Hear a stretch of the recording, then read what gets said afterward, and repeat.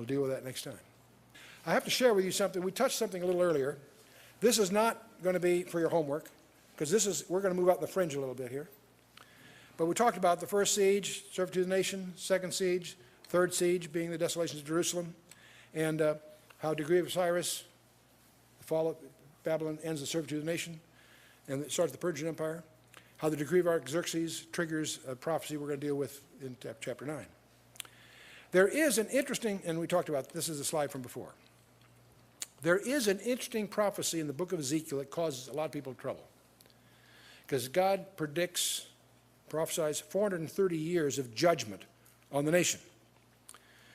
430 years of judgment. Ezekiel chapter 4. 70 of those years, we know, are here in Babylon, the servitude of the nation. That leaves 360 that don't fit anything. You try to fit that 360, it's a problem.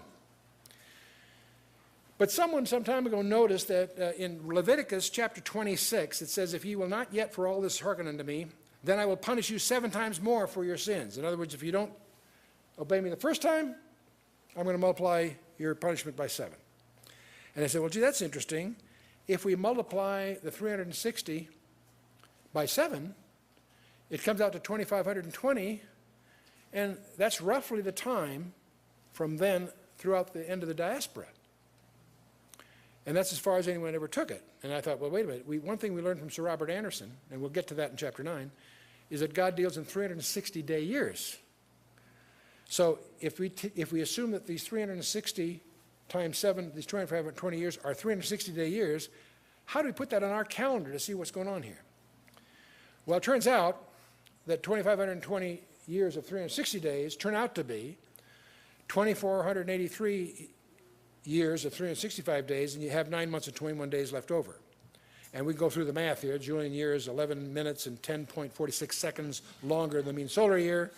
The Gregorian reform recognized this, and 11 days are removed from our calendar during that reform.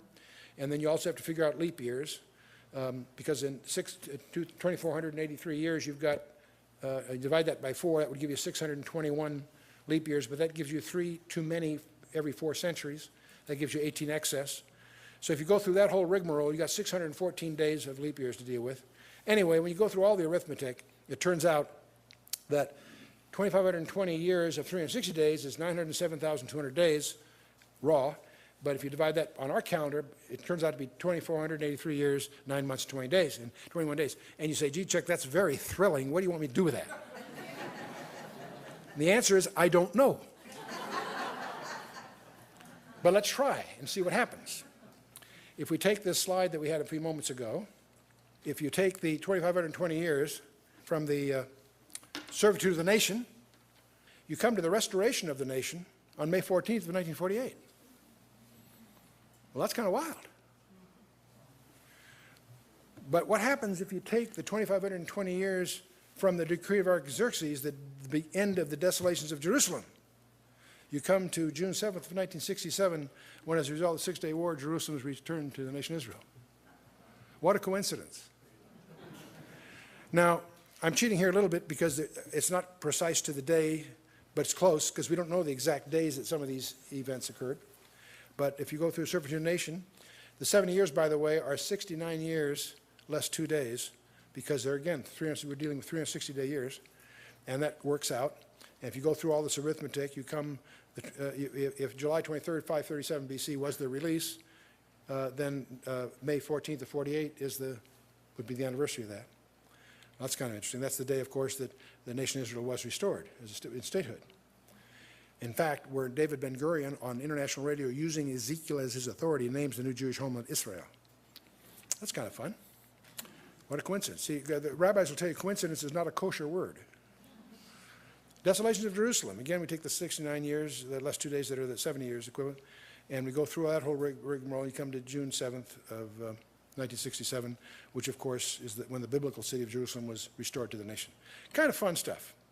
So I thought I would share that with you. We're out in left fringe here. This is, it's not to the exact day, because we're not sure of the exact day, but it's because we don't know the trigger points precisely. But we know the seasons, and they're close. So that's kind of fun.